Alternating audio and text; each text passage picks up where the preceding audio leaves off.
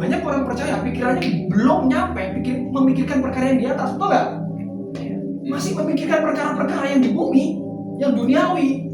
Jadi sulit ayat ini buat dideklarasikan. Saudara deklarasikan, Tuhan masa depanku penuh dengan harapan. Tapi kalau pemikiran kita masih pemikiran yang di bawah, gak akan bisa. Nggak nyampe. Karena nggak ketemu, saudara. Tuhan merancangkan sesuatu di hari depan yang penuh dengan harapan, tapi kamu nggak jalankan kronos. Kamu menanyakan Tuhan dengan segenap hati. Makanya ada kata maksyafot shalom, katakan maksyafot shalom. Maksyafot shalom. Itu gini, saudara, damai sejahtera yang penuh dengan harapan. Makanya gini, kalau ngomongin maksyafot shalom itu nggak bisa, saudara. Kamu buat-buat nggak bisa. Bahkan orang yang sudah percaya Kristus, kalau nggak memikirkan perkara yang di atas, sulit, nggak akan bisa. Karena ini bukan ayat hafalan, bukan ayat cuma deklarasi, no. Ayat ini menuntut gini, ayo, aku punya rancangan damai sejahtera loh. Tapi mau nggak kamu melakukan kronosmu? Mau nggak kamu melakukan bagianmu? Yaitu apa? Mencari Tuhan dengan segenap hati. Tuhan, aku mau berhasil, aku mau sukses. Nggak akan bisa. Makanya di dalam kitab Matius, carilah dahulu kerajaan Allah. Itu kronos. Maka semuanya itu kairos. Carilah dahulu kerajaan Allah, itu kronos kita. Kita cari dulu. Maka semuanya akan ditambahkan kepadamu. Itu bagian Tuhan. Kairosnya ketemu. Kronos dan kairos ketemu. Tes. Jadilah maksyafot shalom, rancangan damai sejahtera yang penuh dengan harapan. Halo. So gini, katakan sama-sama. Pikirkan perkara di atas. Dahsyat.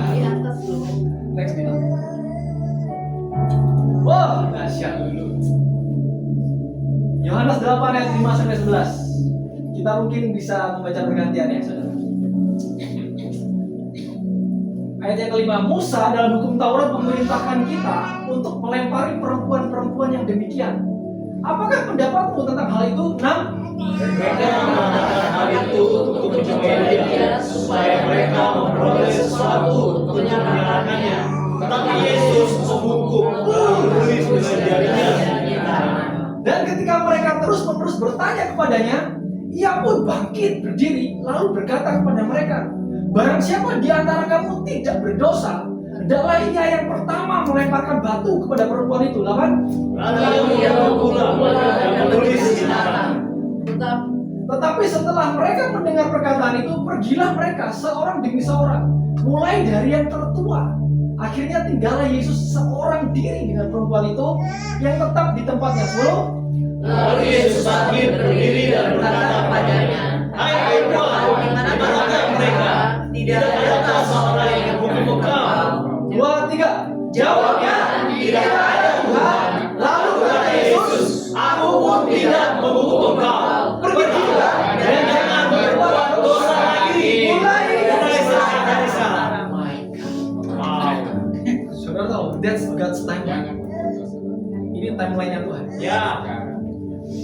Saudara tahu kisah ini kan? Tahu. Perempuan kedapatan apa? Berzina. Perempuan kedapatan berzina. So gini,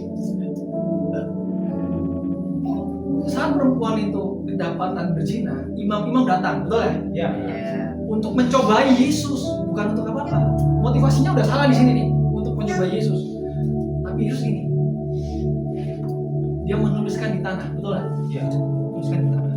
So gini, saudara, ada kata gini yang terakhir. Pergilah dan jangan berbuat dosa lagi, mulai dari sekarang. Saudara, saya mau kasih tahu ya, saudara. Ketika Yesus menulis di tanah, itu ada suatu pesan. Makanya ahli Taurat dan para imam-imam mulai dari yang senior, katakan senior. Haleluya. Yang tertua kan? Mundur dari yang tertua. Mulai dari yang tertua mundur. Karena gini, Yesus memperagakan sesuatu dalam kitab perjanjian lama itu sudah ada. Dia sudah menulis. Karena gini, barang siapa yang salah, namanya akan dituliskan dalam debu.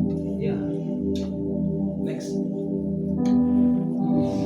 Ini saudara, Yeremia 17 ayat 13. Ya pengharapan Israel, Tuhan semua orang yang meninggalkan engkau akan Jadi bagaimana? orang-orang yang menyimpang daripadamu akan dilenyapkan, sebab mereka telah meninggalkan sumber air yang hidup, yakni Tuhan.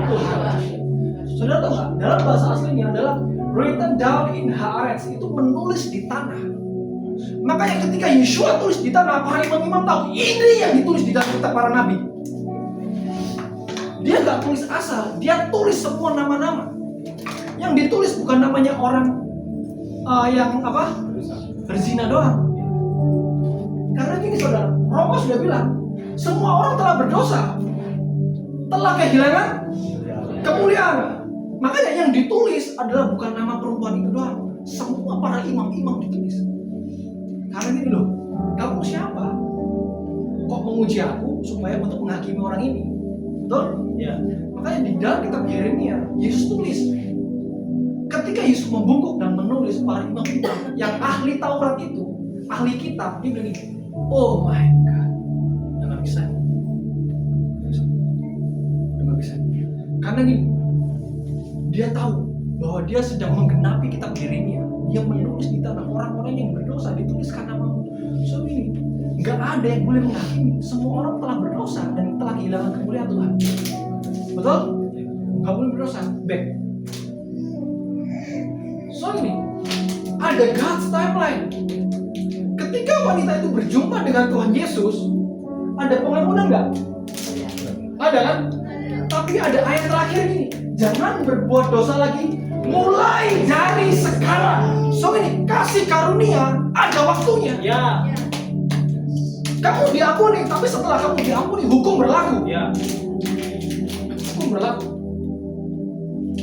Contoh, orang lumpuh di kolam Bethesda, angkatlah tilammu dan berjalanlah. Di ayat berikutnya, dia ini, jangan berbuat dosa lagi, supaya tidak terjadi hal yang lebih.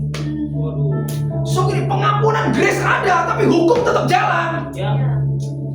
Kamu nggak bisa minta ampun, kasih karunia, tapi dosa jalan terus. Aduh. Nggak bisa. Nggak bisa. Yesus selalu ngomong waktu, mulai dari sekarang. Itu ngomong waktu, saudara. Bukan eternity, kamu akan diampuni terus. No. Grace eternity, grace kasih karunia itu besar, tapi kamu tidak berjalan dalam hukum. Kamu menghamiri kasih karunia. Ya. Kamu menggampangkan kasih karunia. Ya. Orang lumpuh di kolam Bethesda, angkatlah tilammu, itu diampuni. Mujizat datang nggak? Datang. Yesus pada akhirnya ini, ulanglah, jangan berbuat dosa lagi agar tidak terjadi yang lebih mengerikan. So ini nggak bisa, saudara.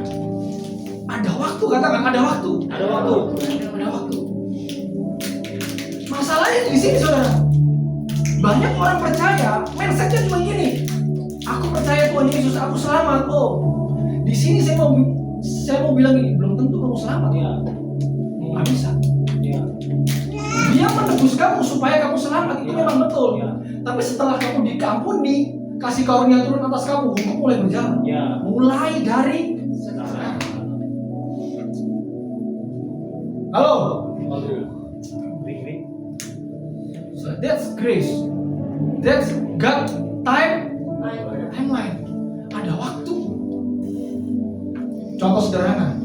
Orang yang sudah keluar dari penjara, keluar pintu. Ya. Aku bebas. Hukum berlaku nggak mulai? Dia curi ayam lagi? Masuk lagi. Kamu bebas, kamu melakukan lagi. Kena lagi. Jatuh lagi. The problem is ini, orang percaya cuma ini nih. Oh, syukurlah aku nggak dilempari batu. Bukan soal dilempari batu apa enggak. Ya. Yesus bilang mulai dari Sekarang. jangan berbuat dosa lagi. Makanya wanita ini berjumpa dengan waktu Tuhan. Dia encounter with God's timeline. Dia berjumpa. Kalau dia nggak berjumpa, kalau misalnya saudara tidak ada kata-kata mulai dari sekarang, kasih karunia itu murah banget, betul gak? Kasih karunia itu sangat enteng.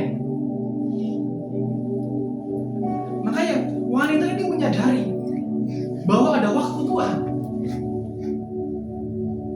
Yesus bilang gini, memang semua orang telah berbuat dosa. Memang semua orang.